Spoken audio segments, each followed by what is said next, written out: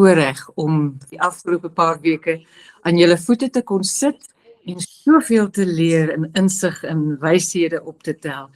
Ek moet sê, hierdie is vir my 'n absolute luukse, hierdie uur wat ons almal om 'n tafel sit en net 'n bietjie ernstig dink oor of die Bybel of oor onderwerpe soos hierdie. So baie dankie dat julle julle tyd vir ons gegee het. Waardeer dit. En as iemand met 'n gebed wil begin, is julle welkom om so te maak. Yuri, jy's die vrou. Dankie Rika, ek dink ons gaan met 'n gebed afsluit. O, Dan pak ons hom vol. Dalk wil julle daarna bid dat ek tog net nie weer in 'n gemeente moet preek nie. ag, twak. Rika, baie dankie vir jou mooi woorde van erkenning. Baie dankie Rika, ek stem saam met Brand. Okay, kom ons duik in. Ek gaan hier na my aantekeninge kyk hierdie kant. Kom ons vat eers 'n bietjie terugblik. Helenaatjie, wat het jy gekry terugvoer op die vraag? Ons het seker daar 'n paar gekry, né? Ja, laat ek gou deel. Kan jy jou skerm deel met ons of Ja, nie? ek gaan. Kan julle my skerm sien? Yes. Okay. So vir die eerste vraag, dienende leierskap vereis, en kies een wat die belangrikste is, het die meeste gesê hoë agting vir ander, maar ook 'n sterk selfbeeld. Meeste is daar's nou net 3 wat geantwoord het, maar dit lyk as ons net 'n bietjie reflekteer, dan is dit die eienskappe van dienende leiers. Sterk selfbeeld, hoë agting vir ander, skrifkennings, mededingende houding. Nou obviously is dit nie daai groen ene nie. Die tweede vraag, die term dienende leierskap kan verbind word met, en dan is dit Johannes Apostel en Jesus, nie een van die ander 3 nie. Ek weet nie of Gehasie daarmee sou, maar dalk kan julle nou later daaroor praat. En dan wie van die onderstaande publieke leierskap beskryf word as voorbeelde van dienskneg leierskap? Mahatma Gandhi, Martin Luther King en Nelson Mandela is die 3 dan wat antwoorde getrek het. En hierdie tweede laaste vraag, uit Johannes uit, wat Jesus die voete gewas het, en dan as Jesus vandag fisies by jou werkskool of huis of gemeente sou wees, hoe dink jy sou sy dienende leierskap daar sigbaar wees? Wat sou hy moontlik doen wat ander nie verwag nie? En dan die antwoorde is, sy liefde sou baie duideliker sigbaar wees. Hy sou nie magstatus of posisie gebruik het om te lei nie. Tweede een, opofferende onvoorwaardelike liefde, en die derde een, dienend in die gemeenskap wees sonder om noodwendig raak gesien te word. En dan, hoe verskil die heel laaste een, hoe verskil Jesus se verstaan van leierskap van die manier waarop die wêreld gewoonlik na leiers kyk? En die eerste antwoord was, hy gee heel eerste om vir mense. Die tweede een, Jesus lei met sy voorbeeld en onbaatsigtigheid. En dan sigbaarheid daarvan. Ek dink nie hy sou 'n hoë profiel sigbaarheid nagejaag het nie. Dankie Helenaatjie. Die vinnige opsomming. Ja, dis uitstekende vrae en baie wonderlike insiggewende antwoorde. Ek dink ook ons lyk nie mense iets geleer het, nee. Ek voel skoon geïntimideer. Ek dink ons leerlinge het nou by ons verbygegaan in terme van leierskapsinsig. Bybels gesproke is dit eintlik wat moes gebeur. Ja. Ons eet hulle stof. Kom ons kyk, as julle nou kyk, julle het nou nie, kom ons kyk net 'n bietjie, ons vat 'n vinnige terugblik. Om die eerste aand het ons gepraat oor die leierskap omgewing. Wil iemand iets daaroor net vinnig noem? Nie te lank daarby stil sit nie? Brand, verfris ons hier 'n bietjie net met VUCA. Ja, volatile, unpredictable, complex and ambiguous. En dan die voorspelling dat toekomskundiges sê the future will be determined by a series of unknown unknowns.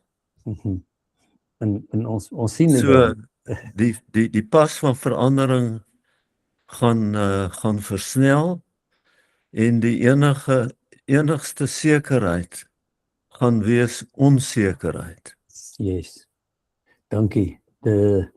Dankie ou baas. Belangrikheid van leierskap van self was ons tweede sessie. Wie wil iets daaroor sê vir ons? Ek dink Rika kan, want sy het nou net daaroor gepraat. Ja, nee, ek het gesels, ek het so geluister, ek het vir Brand gesê na die mense wat in die korporatiewe wêreld werk, wat 'n werklike struktuur het en reëls het en dan verskillende soorte leierskap in daardie omgewings. Terwyl my werk in my wêreld is 'n baie ego-gedrewe wêreld. En moeilik, juist daarom in die 2 geleenthede wat ek gehad het, wat ek voltyds gewerk het ek gou gesien, dit is 'n moeilike wêreld en daar is rugstekery en bekleierery en ek het eendag by 'n goeiemôre vergadering gesê, as julle so nie met mekaar kan praat nie, hoe kan ons met die mense daar buite praat? Jy weet, dit was vir my, dat ek later net liewers gevryskut het, en selfleierskap was dan my uitdaging daar.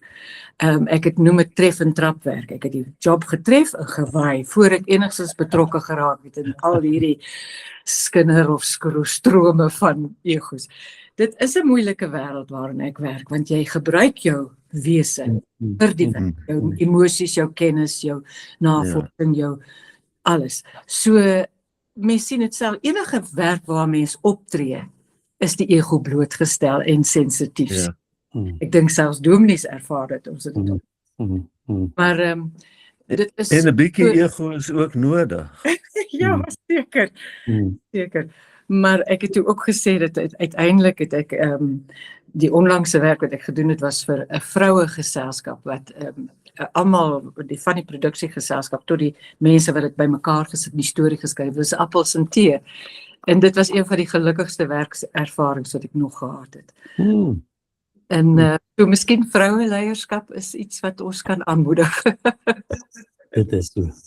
Ja, empatie en 'n sagter benadering. Dankie Rika, ons sien dit in jou. Kom ons kyk so 'n bietjie aan na die derde ene, dat ons nou nie te veel tyd verloor nie. Kenmerke van 'n beginselvaste leierskap. Wil iemand iets daaroor waag? Kan julle onthou dat ons oor integriteit gepraat het? As die fondasie of die fundament van 'n leier moet invloed. En dat dit noodsaaklik is om vertroue te verdien. En toe het ek die Engelse terminologie gebruik om te sê trust trumps everything. So dit is 'n noodsaaklike wegspringplek vir doeltreffende leierskap. As die integriteit nie daar is nie, is die invloed nie volhoubaar nie. Dankie, ek dink dis amper een van die belangrikste goed. Alles daar is belangrik, maar ek dink hierdie een trumps everything, soos Brand gesê het. Integriteit. En dit is maar wat kort kom vandag nie in ons wêreld. Ons kyk maar na die groot leiers, dis egos. En as daar nog iets oorbly vir integriteit, is dit maar bitterlik min. Okay, kom ons gaan aan na vanaand toe. Ek wil 'n bietjie wegspring hier van my kant af om te sê, in die boek gebruik Brand die opstel of die essay wat Robert Greenleaf geskryf het in die 1970s. En dit was nou vir my weer baie interessant. Ek het dit by hom geleer en dit het my so beïndruk dat ek 'n bietjie gaan soek het daarna. Nou, dit was toe nie 'n teoloog wat hierdie beginsel in die sakewêreld bekend gestel het nie, maar 'n konsultant wat gewerk het vir die invloedryke maatskappy AT&T, is 'n multinasjonale telekommunikasie maatskappy. En iemand skryf oor hom in Wikipedia en sê, a teacher had convinced Greenleaf that large institutions were not doing a good job of serving individuals or the larger society. So Bob's mission was to have a career of quiet influence of ideas from inside one of those big businesses. En dis eintlik pragtig, nee. Dit lê as die grond onder wat Brand sy lewe lank gedoen het en wat in die boek uitkom. Nou, Greenleaf kom toe daarby uit om te sê, dit kom van Jesus af. En hy was in 'n openbare loopbaan wat net 3 jaar geduur het. Hy het volgelinge beïnvloed wat ontelbaar gegroei het en wat steeds voortduur. So sy voorbeeld van dienende leierskap getuig van 'n kragtige werking daarvan omdat dit spruit uit innerlike oortuiging. Hy skoei sy idee van dienende leierskap verder op die voorbeeld van sy pa, nogal interessant. Sy pa was 'n werktuigkundige en 'n draaibankspesialis. Ten tye van die hoogbloei van die industriële revolusie het hy nou gewerk en dit was hier net na die 1930s. En toe publiseer hy nou die opstel, Robert Greenleaf, die dienskneg as leier. Daarin maak hy die stelling dat die beste leiers allereers diensknegte is. Hulle het hierdie sleutels tot hulle beskikking. Hulle moet kan luister, hulle moet oortuigingsvermoë beskik, hulle moet beskik oor intuïsie en versiendheid, hulle moet woordvaardig wees en hulle moet 'n pragmatiese insig hê. Greenleaf het 'n hele golf geskep wat gespoel het oor die sakewêreld. Nou, Brandt verwys ook in die boek na Joe Yarocki, sy boek Servant Leadership, wat nou sleutelprioriteite, wat ek nou nie gaan noem nie. Ek weet nie of jy hulle wil noem nie, Brandt, en of ons maar net hiervan af moet verder gaan. Ek soek graag jou kommentaar. Nee, ek dink noem dit, Yuri. Hy sê sleutelprioriteite. Servant leadership in the workplace, sê hy sleutelprioriteite is ontwikkel mense. Bou 'n betroubare span. Dit lei tot die gevolgtrekking of tot die gevolge dat mense luister, dat hulle delegeer en dat verbintenis, nou die Hollandse woord is commitment, jy spel hom met 'n K en 'n kappie op die O. Commitment of verbintenis verkry word. Nou, ek dink ek gaan eers nou hier weer vir Brandt 'n bietjie kans gee om ietsie te sê, want ek wil nog 'n teologiese een hier ingooi. Maar Brandt, wil jy nie net ietsie meer daaroor sê nie, asseblief? Ja, wat ek wil sê is dat leierskap het soveel fasette. Leiers se primêre funksie is om invloed te verdien. En ek het by 'n vorige van ons sessies het ek gesê dat 'n leier wat doeltreffend is, dring deur na die verstand en die hart en die hande. So Jesus Christus het dit by uitnemendheid reg gekry. En dit is absoluut verstommend dat 'n arm skrynwerker het oor 'n baie kort periode van 3 jaar daarin geslaag om die mees invloedryke leier te word wat die wêreld nog ooit geken het. En Yuri, soos wat jy opgemerk het, dit is die impak van wat hy vir ons geleer het op aarde. Die impak sal voortduur tot in ewigheid. So die snykant, die ware toets vir leierskap is goeie resultate. En Jesus Christus, die uiteindelike uitkoms van die Christelike geloof is beter mense. Mense met geloof, mense met hoop, mense met liefde. So dit is net 'n ongelooflike, nie storie nie, maar waarheid, dat ons sit in die jaar van 2026 en Christus se invloed as gevolg van sy voorbeeld is sterker amper as ooit. As ek daarby kan aansluit, net om te bevestig dat Brandt sê, dit het 'n invloed gehad in die geskiedenis. Kom ons kyk net na, ek het net 2 figure in die geskiedenis wat ek hieroor wil aanhaal. Die eerste ou is Dietrich Bonhoeffer. Ek vertrou julle weet, kom ek gee net so ietsie, Dietrich Bonhoeffer was hy kom uit 'n baie sterk akademiese familie, sy pa en ma was albei geleerdes wat professorate behartig het, en toe word hy 'n leraar. en hy het as leraar hom toegelê op sy studies en deur al die grade gewerk tot waar hy kon kom.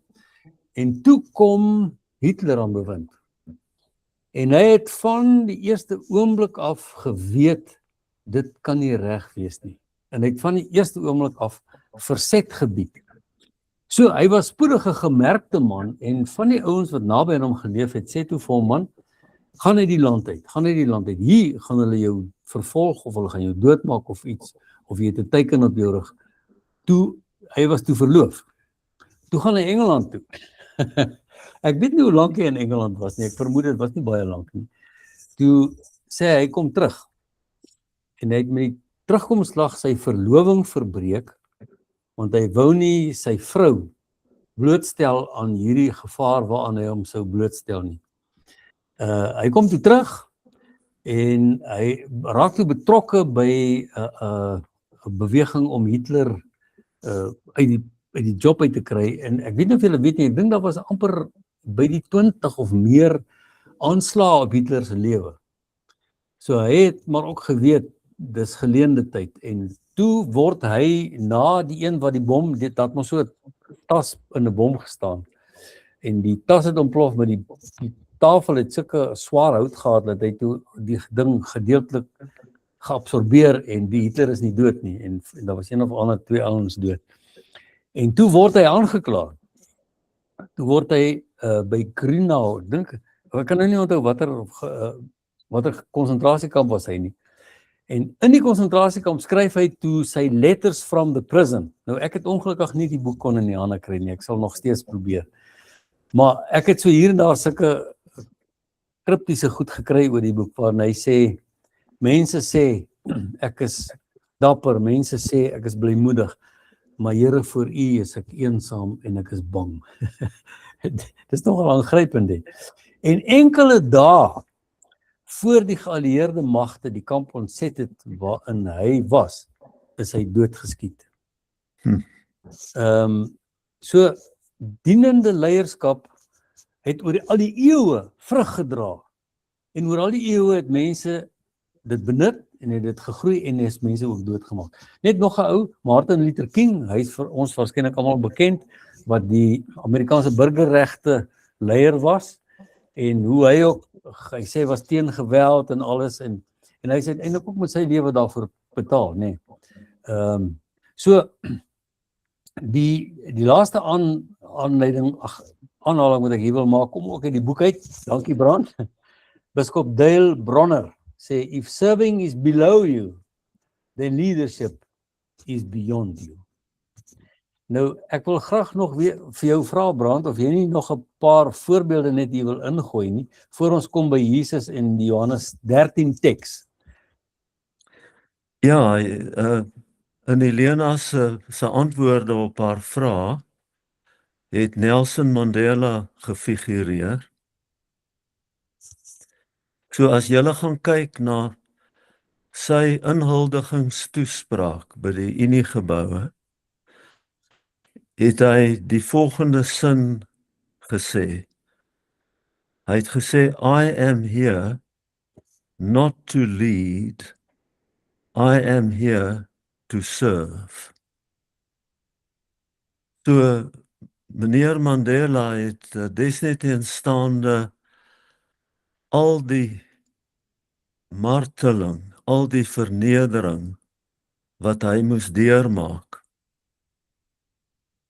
het hy in sy hart geglo dat die beste manier om te lei is om te dien.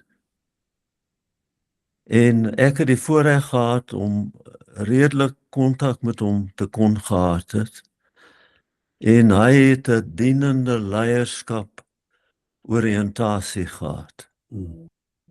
En dit is so jammer dat hy op sy ouderdom, sy gevorderde ouderdom, 'n president geword het, want hy het definitief die vermoë gehad om Tutu se reënboognasie 'n realiteit te maak oor tyd, as hy tyd gehad het. So die lotsbestemming van Suid-Afrika sou heeltemal anders gewees het as 'n dienende leier, 'n toegewyde, eerlike, opregte dienende leier oor die afgelope 32, 33 jaar verantwoordelik was vir Suid-Afrika. Dankie Brandon, dit is natuurlik eintlik vir enige denkende mens 'n skril kontras om aan hom te dink as president en aan Zuma te dink as president. Zuma het net eenvoudig alles verwoes wat voorgekom het, maar alright. Kom ons gaan 'n bietjie nader. Ek wil graag begin nader kom aan Jesus, hoe hy hierdie status hanteer het en hoe hy dit vrygestel het en hoe sy 12 apostels dit gevolg het. 11 van die 12 is vir hulle geloof doodgemaak. Net een, Johannes, het waarskynlik van hoë ouderdom gesterf in sy gemeente in Efese. Maar diensknegt leierskap is nie 'n waarborg dat jy gaan skotvry aan die ander kant uitkom, maar is 'n waarborg dat jou werk waarde gaan hê. En ek dink dis wat ons as gelowiges in die koninkryk verstaan. Nou, die grootste motivering vir diensknegt leierskap bly wat ek noem die skokkende voorbeeld van die kroonprins van die hemel. Hy verlaat die hemelse heerlikheid. Hy word gebore uit 'n geleende baarmoeder. Dis 'n mooi woord, nee. Hy is uiteindelik ook in 'n geleende graf weggelê waaruit hy nou natuurlik opgestaan het. Hy loop die volkome gelyke pad van volkome gelyke medemenslikheid. Sy besoek aan die tempel op die ouderdom van sy bar mitzwa, waar tydens hy die skrifgeleerdes verstom, is een van daai oomblikke waarin die goddelike heerlikheid van sy bestaan deurgebreek het. Dit het gereeld gebeur in sy bestaan. Dink nou maar sy inklusiewe hantering van alle randfigure, nee. Vroue, dit sluit in straatvroue, bedelaars, melaatses en die tollenaars wat ryk was omdat hulle dieselfde pad gevat het as baie ANC parlementslede en veragtelik was. En hy het dit nie goedgekeur nie, maar hy het hom net met sy teenwoordigheid het hulle verkrummel en voor hom gaan gebuig. Sy behantering van kinders, nee. Onthou julle toe die disippels wou hê die kinders moenie vir Jesus pla nie. Hier is nie plek vir kinders hier nie. Jesus gesê het verhinder hulle nie, want aan sulkes behoort die koninkryk van God. En ek herinner julle maar net daaraan dat ons hele bestaan gaan oor die koninkryk van God. Dis hoekom ons hier is. Dis wat ons aan moet werk. Dis waarvoor ons uiteindelik gaan sterf ook, om die koninkryk te beerwe. Nou, natuurlik, julle vind dit in Johannes 13, ek gaan net gou dit vinnig opsom weer, toe Jesus die Pasga-era afsluit en die nagmaal-era inlei. Nou, wat daar gebeur het, word nie eintlik so duidelik in die skrif aangedui nie, maar onthou, hier vier hulle 'n fees wat hulle verlossing as 'n volk uit Egipte oor eeue gevier is, selfs toe hulle in ballingskap was, en dit het by hulle die hinkering wat ontstaan dat daar weer 'n verlossing moet kom. Toe kom hulle terug en toe is hulle maar weer onderdruk en onder die Romeinse heerskappy. En hier vat Jesus die Pasga en hy verander dit in die nagmaalsviering. Die nagmaalsviering waarin die dood 'n werklikheid is. Hy het gesterf, maar die dood kon hom nie hou nie, hy het opgestaan uit die doodheid. Nou, vir my interessant is in die liberale protestantse teologie van hierdie laat 50s af. Ek het dit op universiteit ontmoet en dit het amper my eie geloof verongeluk.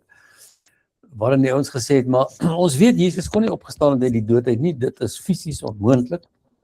So hy het net vir sy mense opgestaan. Dit was vir hulle asof hy opgestaan het.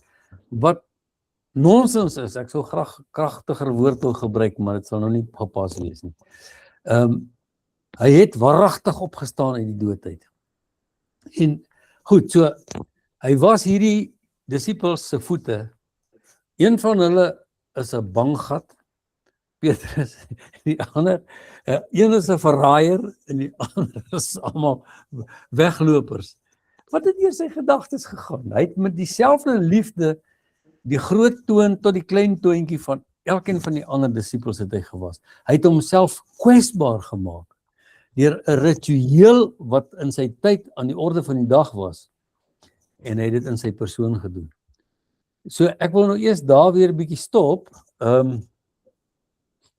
Wat sê hierdie vir julle, en het julle dit al gesien in die wêreld daar buite, of dit in die sakewêreld was, of in maatskaplike werk, of in 'n kerk, sien ons hierdie gestalte van voete was bediening?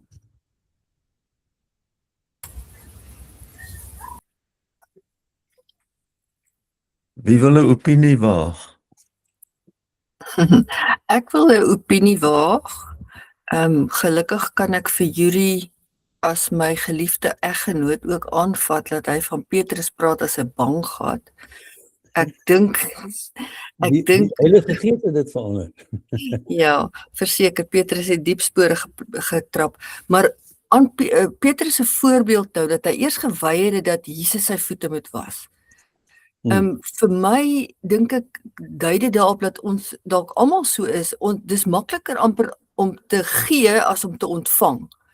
Ons is nie altyd so maklik aan die ontvangkant van goeie dade nie.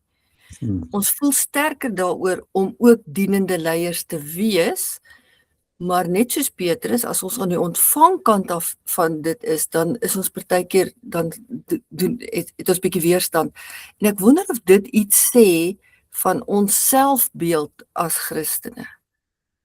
Hoekom kan ons nie maklik goeie dade ontvang nie? Ja, dis 'n vraag met baie moontlike antwoorde. Ek dink kultuur speel 'n baie belangrike rol, 'n mens se eie persoonlikheid, jou waardestelsel, sekere inhibisies wat 'n mens het. En dit is hoekom ons nog meer met toewyding en erns na Christus se voorbeeld moet kyk. Ek wil by Yuri net weer aansluit oor sy Robert Greenleaf verduideliking. Wat Greenleaf gedoen het, is hy het 'n lys van, kom ons noem dit kritiese suksesfaktore vir 'n leier het hy opgestel, 'n soort van 'n kontrolelys. En toe het hy na wêreldberoemde leiers gekyk, onder andere na Jesus Christus, en 'n beoordeling gedoen na die beste van sy vermoë. Die eerste ding wat hy na gekyk het is, watter leier het die mees inspirerende visie vir sy mense aangebied. En Jesus se visie van 'n ewige lewe, hemel toe gaan, het miljarde mense oor dekades aangespoor om hulle Christelike geloof uit te leef. Jesus was ook 'n veranderingsagent. En dit is 'n primêre leierskapsfunksie, want dinge verander en Jesus het nie die status quo aanvaar nie. Yuri, jy het daarna verwys. Hy was onkonvensioneel in sy benadering. Hy het sekere reëls wat hy nie aan geglo het nie, het hy verontagsaam. Hy was 'n uitstekende spanbouer. Hy het wel 'n moeilike spannetjie gehad wat hy moes motiveer, maar hy het in 'n baie groot mate het hy daarin geslaag. 'n Ander kenmerk van uitstekende leier is kommunikasievermoë. En Jesus se kommunikasievermoë was absoluut in 'n klas van sy eie. Nederigheid is nog 'n sleuteleienskap van 'n goeie leier. En ek lees maar net hier uit Lukas 22 vers 26 waar Jesus sê die belangrikste onder julle moet soos die geringste wees. En die een wat die leier is, soos die een wat dien. In Matteus 20 vers 28 sê hy, ek het nie gekom om bedien te word nie, maar om te dien. So nog 'n voorbeeld van 'n diensknegt leierskap waarvan Jesus Christus absoluut die beste was. Vergewingsgesindheid is nog 'n kenmerk van 'n dienende leier.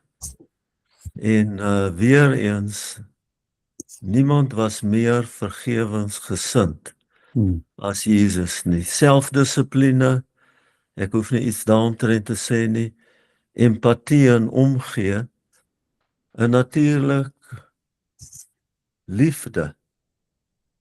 Johannes 13 vers 1, hy het sy mense wat in die wêreld was, lief gehad, hy het hulle tot die uiterste toe lief gehad. So, die vrug van sy arbeid het die wêreld verander op 'n dramatiese manier vir altyd. So ek wil net by jou aansluit, Yuri, deur miskien net 'n paar bykomende dimensies te gee waarom Jesus Christus ons rolmodel moet wees as ons dienende leierskap wil navolg. Ek weet nie, Uriah, of jy iets wil nog byvoeg nie. Nee, ek het net waardering. Ek hou nog hier in my mou 'n kaart vir die einde. Maar ek wil net brand iets wat jy noem in die boek is 'n dienende leier. Daar word dikwels vrae gevra, maar word 'n dienende leier nie maklik rondgestoot nie? En die antwoord is nee. 'n Dienende leier lei met 'n sagte hart en 'n ferm hand. En daar's een insident in Jesus se lewe wat dit duidelik demonstreer. Kan julle onthou toe Simon die Fariseer hom genooi het vir ete? En hy kom toe nou daaraan en toe gate crash Maria mos nou die party en sy kom met die duur nardesalf en sy salf op sy voete en sy droog het met haar hare af. En Jesus het die gedagtes van Simon onderskep. Dat is 'n baie mooi lied wat wie is hy sanger van ons, Mammoets? Is die Breel Sisters. Nee. Ek sal graag wil hoor as hulle dit sing. Nee, daai goed sanger van ons man wat sing. Ja, van Easy Worthy. Nee, dis 'n Don Francisco. Don Francisco. Nou Don Francisco skep dit om in 'n lied en dan sê hy as Jesus Simon se gedagtes onderskep, dan sê hy vir hom, Simon, jy het nie vir my gegroet met 'n soen toe ek hier gekom het. Dit was 'n gebruik, het ons seker dan net op die voorkop gesoen, hoop ek. Jy het nie vir my my voete laat was soos die ander gaste nie, wat die gebruik was destyds, en dit kom in Johannes 13 vir alter sake ook. Jy het nie vir my bietjie salf gegee of my geseën nie. Maar hierdie vrou, en dan julle ken wat hy van haar alles gesê het, sy sal jou voorgaan in die koninkryk. So Jesus was ook nie sommer net 'n push-over nie. Selfs die aand toe hy vervolg is nie en hulle hom gegeesel het en al het hy nooit iets teruggesê nie. Hy het dit net verdra. Maar aan die kruis het hy nog verantwoordelikheid gevat vir sy ma. Want die oudste kind moes altyd eerste verantwoordelik vir die ouers. En onthou, vrouens het nie gewerk nie, het nie pensioenfonds gehad nie. 'n Weduwee was die kwesbaarste ding denkbaar. En aan die kruis, toe sê hy vir Johannes, daar is jou ma, sê vir sy ma, daar is jou kind. So hierdie verantwoordelike leierskap as dienskneg het hy gedra tot op die einde toe. En nou gaan ek maar sommer nou my kaart in die mou uithaal ook. Hy sê vir sy disippels, ek stuur julle so skape tussen die wolwe. Maar hulle bly bang, né? Hy staan op by die dood. Hulle sê vir hom, Here, gaan U hierdie koninkryk van Israel nou oprig, want dit was hulle verwagting. 'n tweede Exodus, 'n tweede Dawid, nuwe wêreldheerskappy. En sê, bly in Jerusalem tot julle die Heilige Gees ontvang het. En die Heilige Gees word die groot game changer. Want hulle bly daar, hulle wag, hulle het seker maar na moedeloos gevoel, en dan kom die Heilige Gees, en van daar af vloei die dienende leierskap deur die kerk met krag, daar waar die Heilige Gees gehoorsaam word. Ek lees vir 2 dae terug, wat 'n swart pastoor skryf. Hy sê die tendens deesdae is, Jesus het gesê, wees diensknegte. Hy sê, but they have now found fogging machines. Jy weet mos hierdie charismatiese kerke, wat so, laat hulle die ligte so bons en weerligte alles. En hy sê, that took Jesus from the stage. He has now become a life coach, not the savior anymore. Dis nogal vir my geweldige kraswoorde, wat kom uit ou wat in daai kring staan. Dis nie asof dit sy vel nie raak nie. En dit is hoekom hierdie nederige, dienende leierskap bly ons roeping. En dit het ook 'n stuk ironie in dit. Want dit kan jou lewe kos, of dit kan vir jou nuwe deure oopmaak. My persoonlike ervaring daarvan was, ek het nou die voorreg gehad om 4 gemeentes te bedien. En in die eerste 3 was ek nog dom. Ek het foute gemaak. En tog het mense my met baie groot liefde hanteer. En toe kom ek in Aasvolkop. En ek het nie soontoe gegaan met die droom dat ek nou die hele Johannesburg gaan lei tot bekering nie. Ek het net gegaan om te dien. En die vreugde wat ek en Helena daar beleef het, die liefde wat ons gekry het, die omgee, die samewerking, was net so totaal lewensvervullend, dat ek nou 'n gelukkige pensionaris is, wat ek hinker nie terug daarna toe nie, dis klaar. Rudy doen 'n wonderlike werk en ek is dankbaar daarvoor. Ek gaan ook nie daar weer preek nie, ek wil nie, want daai hoofstuk is klaar. Maar ek is so dankbaar dat ek daai liefde kon ervaar van mense wat Jesus liefhet as die nederige dienskneg leier, en hulle het saam met my die pad geloop. Okay, ou Bas, nou is ek terug by jou. Ja, jy jou erflating by Aasvolkop of aan die berg sal in die harte van mense voortleef. Dit is wat die sterkste herinnering aan jou sal wees, hoe jy mense in hulle harte laat voel het. So dis nie iets wat kan wegraak. Dit is 'n integrale deel van jou nalatenskap. Dankie, Brand. Ek wil net nog iets sê oor my predikante verhoudings. Toe ek nou daar kom, ek het nou al gesê, in Wallis het ek en Helena nou hierdie besondere ervaring met die Here gehad. En ek het besluit, dit gaan my belangrikste doel wees om kerke by mekaar te bring, kerke te verbind, sodat die kerk eenheid kan. En ek kom nou in Johannesburg en ek begin nou dink, hoe gaan ek dit doen? Toe kry is dit klaar daar. Die Fraternal, wat veral die dominee van Methodiste Kerk, Dr. Oosthuizen, wat was sy naam nou weer? Neil Oosthuizen. En hierdie ou was net vir my verstommend. Ek stap hier en ek gaan nou hier 'n groot ding doen. Toe is dit klaar daar. En dit word verpersoonlik in Neil.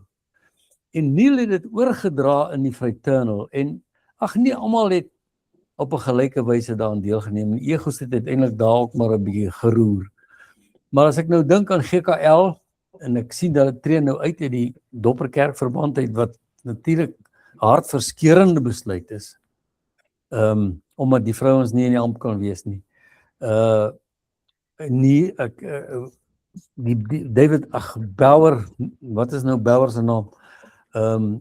Hy en van die ander ouens en Gavin, en die tye wat ons saam gehad het, wat ons die Bybel in Grieks gelees het, was ongelooflik vrugbaar, want daar was nie egos nie. Niemand het probeer bewys sy Grieks is beter as die ander ou sinne nie. Willem van der Waal van GKL se Grieks is definitief die beste.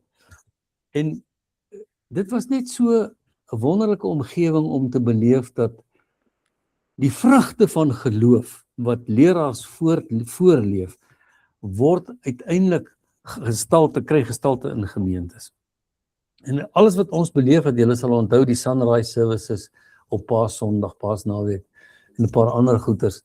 En hoe mense mekaar, ons het op 'n stadium almal gepreek, dink ek, oor die tempel.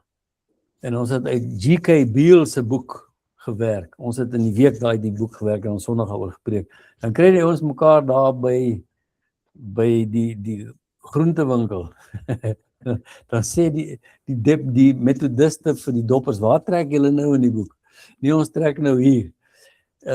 Dit is net so 'n wonderlike mat waarop dienende leierskap voortleef, motiveer word, versterk word, en dit is wat die land nodig het. Dit is waar ons uiteindelik as 'n land moet heen werk en bid, sodat Jesus op daai manier, deur sy Heilige Gees, want die Heilige Gees is die troefkaart. As hy nie werk nie, dan gebeur niks. Dit is nie mense se persoonlikhede, hoe wonderlike prediker en dominee ook al is. Die Heilige Gees alleen kan hierdie ding werklikheid maak. Pieter, ek wil jou mening daaroor hoor.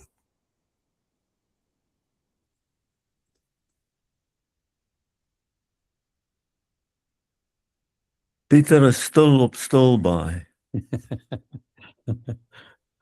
Hannie, gaan jy? Ek doen my bes om hier so op klank te kom, as ek op klank. Ja, jy is Jy nie op beeld nie, maar jy is daarom op klank, dit help al. Mooi. Ek wil eintlik nie vir jou antwoord nou daarop nie, Yuri, ek wil wel dit sê, wat my opval uit die voorbeelde wat jy en Brand genoem het van die invloed van ware leiers, en spesifiek die voorbeeld van Jesus. Dis nie mense wat die eerste minister was, of titels gehad het, of die rykste mense, wat daai invloed uitgeoefen het nie. En Jesus bly daar die absolute voorbeeld vir my, om te kom wys, hoe lyk God se liefde, en die invloed wat hy op sy nederige manier, met al die beginsels wat julle so voortreffelik genoem het oor die laaste paar lesings, met integriteit en alles, maar nederigheid, maar jy hoef nie 'n naam te hê as, die vraag, ons het dit bespreek, Rina en ek het daaroor gesels, is hierdie relevant net vir mense wat werklik in leierskapsposisies bekleë, wat die hoof is van dit, die hoof is van dat, en wat besondere invloed het deur die fondse wat hulle bewillig vir baie goeie goed. En die antwoord is nee. Dis vir elke persoon, en besonder elke gelowige, wat hiervan kennis moet neem en homself en vir haarself moet herinner. Ook hier word jy getoets in die invloed wat jy het as 'n dienende gelowige, dienende mens, soos Jesus het vir ons gewys het. So, uit hierdie voorbeelde, is dit vir my iets wat my opval, dat daardie verantwoordelikheid om hierdie eienskappe te dra lê ook by die wat nie, soos ek sê, titel, rykdom, welvaart, bekendheid het nie, maar daar waar jy is, jy of sy, in nederigheid. En dan net, Yuri, wil ek daarom dit sê, dis 'n element wat jy aangeraak het hier, in die effek, die uitspeel van jou rol in ons gemeente, wat nou aan die berg is die saambring, die weier sien van wie is dit wat in hierdie groter Christelike gemeenskap leef en betrek moet word en met wie daar geredekabel moet word en arm gedruk moet word oor kennis, meer kennis, is nie net die enkel kerkgenootskap waarvan ons so gewoond geraak het nie, maar dat dit veel weier gaan, soos Jesus vir ons gewys het, vir wie hy bedien het. Nou hou ek op, maar dit is my net geweldige voorreg om te luister na jou en Brand, inspirerend steeds, oor wat leierskap, waar die invloed lê, en dat dit gaan oor elkeen van ons wat dit ter harte moet neem. Ons wat op grondvlak is, diegene wat op grondvlak is, om dit uit te leef en te bly dien, al weet ons nie eers wat die invloed gaan wees nie. Al wat ek wil sê, nou moet ek wegloop. Dankie Pieter. Ek wil graag nog op Gys se knoppie opdruk. Gys, jy is nou in elk geval al baie jare direkteur van ook 'n uitgebreide maatskappy. Wat is jou belewenis hiervan?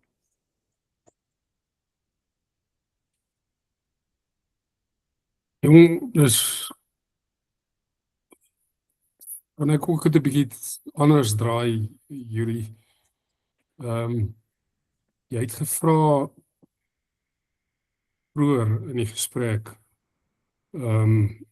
jy weet, sien ons dit om ons. En ek dink ek sien dit, soos Pieter ook gesê het, in die gewone mens, wonderlike mense, maar as jy na vreeslike invloedryke mense kyk, is dit skaars vir my. Jy weet, nou die politiek kyk, en so ek weet nie of hoekom dit so moeilik is, dat dit nie saamloop nie. Ja. Verstaan jy, want Christus was invloedryk, mens kan sê, deur sy nederigheid, en ek dink die tipe leierskap wat hy gee, het so suurdeur, soos die Bybel sê, deur die wêreld getrek. Maar mens sukkel om dit te sien nou maar met die politieke leiers, of selfs in baie groot maatskappy leiers, maar dit klink miskien negatief, as ek dit so sê, dit bestaan. Maar dit is, ek dink, as jy invloed, eer, daai tipe goed kry, is dit seker baie moeilik om op die pad te bly. Maar ek glo nog steeds, soos julle ook sê, dit is die voorbeeld. Dit is waar jy die grootste, hoe sal ek sê, bydra kan lewer aan ander mense, as jy Christus se benadering het. Dankie Gys. Ek wil graag vir Brand weer 'n bietjie kans gee. Het jy dit gesien, Brand, in jou jare as sakeleier? Ja, ek dink beide Pieter en Gys het baie belangrike punte gemaak. Die praktiese uitlewing van 'n dienende leierskap filosofie verg geweldig baie moed. Want dit is baie makliker om jou status en jou posisionele mag te gebruik om vir mense instruksies te gee, as wat dit is om deur middel van jou omgee, deur te dring na hulle harte, sodat hulle nie op 'n gedwonge manier hulle werk doen nie, maar hulle doen dit op 'n spontane, vrywillige manier. So, een van my baase het vir my eendag gesê, you talk about servant leadership, but that's just for sissies. You are too soft. En ek het nie vir hom dieselfde toespraakie afgesteek nie, want dit was nie moontlik om hom te beïnvloed nie. Maar wat ek kan sê, gebaseer op my persoonlike ondervinding, is dat om magprys te gee en net deur middel van voorbeeld te lei, stel jy jouself bloot en kan jy nie bekostig om enige iets te doen wat mense se vertroue in jou verraai nie. So 'n voorbeeld is hyperbelangrik. Ek het op 'n definisie afgekom van 'n dienende leier. 'n Dienende leier is ambisieus, maar nie 'n boelie nie. Is ferm, maar regverdig. Jullie het genoem, lei met 'n ferm hand, maar met sagte aanraking. Goedhartig, maar nie 'n swakkeling nie. Hardkoppig, wanneer dit kom by resultate, maar sagmoedig, wanneer dit kom by mense. Nou as al daardie woorde elke dag uitgeleef word, dan neem die dienende leier die verhouding met sy of haar mense na 'n nuwe vlak. 'n Vlak waar daar 'n baie hoër verbintenis is. Van die leierskapskundiges praat van syndikaatleierskap. Dit vloei voort uit dienende leierskap. As mense vir jou lief is, dan sal hulle bykans enige iets doen om jou te help. Hulle aanvaar spontaan medeverantwoordelikheid.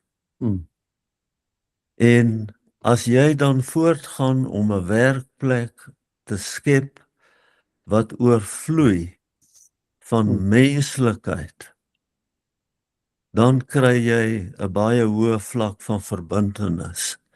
En uit 'n hoë vlak van verbintenis vloei uitstekende resultate. So, dis al pad wat ek probeer loop het.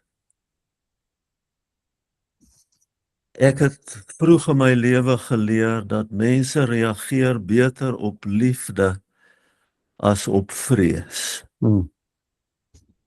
En ook in die werkplek is omgee, empatie, liefde, is kragtige motiveringsinstrumente. Maar dit werk net as dit uit jou hart uitkom.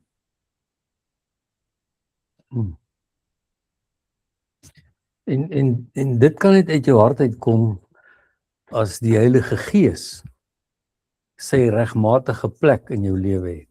En dit is hoekom ek nou weer teruggaan na my opmerking oor Petrus toe, Helenaatjie. Die Heilige Gees het dit verander. Hy het uiteindelik onderste bo gesterf of gesê om gekruisig te word volgens oorlewering, omdat hy nie soos sy meester kan sterf eintlik regtig nie. Ek aanvaar dit, ja. Ek dink dit is 'n wonderlike weggeepunt ook vir die einde van die Bybelskool, is dat ons se doen met die krag van die Heilige Gees. in die krag. Dankie Alientjies, ek wil net gou een ding, onthou jy nog in preek van Gerry Dooyer wat gesê het die aand van die verraad het het Petrus hierdie gemartelde Jesus gesien. En hy sien hierdie skare wat hom wil doodmaak en toe vou hy.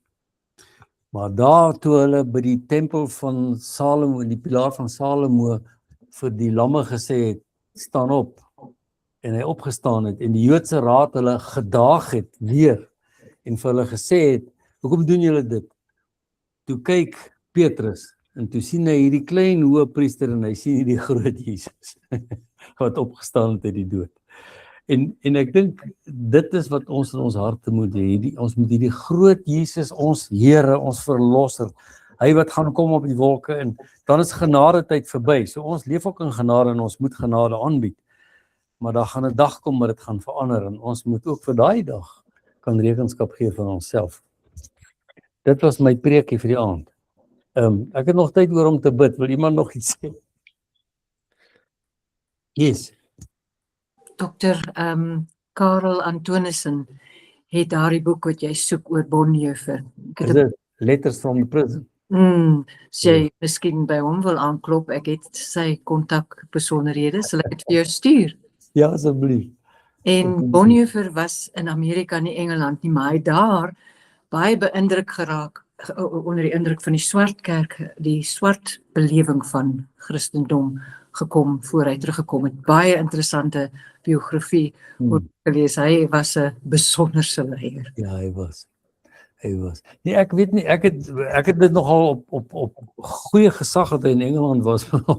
Ek sal aanvaar, jy weet beter as ek oor dit. Maar wat hy teruggekom het, nê. En dat hy teruggekom het na sy dood toe. Ek wil 2 verse lees. Dat ek net my Bybel kry. Net sê hy het tyd spandeer in Engeland, nie, maar hy het teruggekeer uit Amerika uit. O, okay. En voorheen in sy lewe was Ja. hy in Engeland. Okay. Wel, hy het teruggegaan en hy het gaan doen wat die Here gesê het hy moet doen.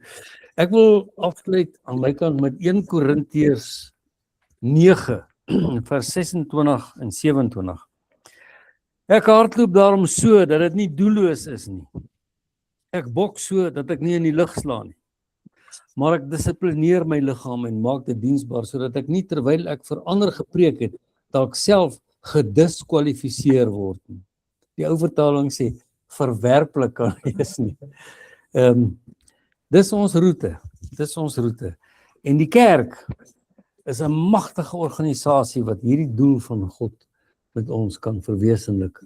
Daarom is julle goeie lidmate van die kerk. En dankie dat ek en Brand hierdie tyd met julle kon deurbring. Dankie Brand vir die insette in die boek wat vir my nog steeds kosbaar is. Dankie Hannie dat jy dit vir ons gereël het. Dankie Lenaatjie vir die vrae wat jy georganiseer het. En dit was lekker om julle almal weer te sien. Ja, dankie. Dit was wonderlik. Dankie Yuri, dankie Brand.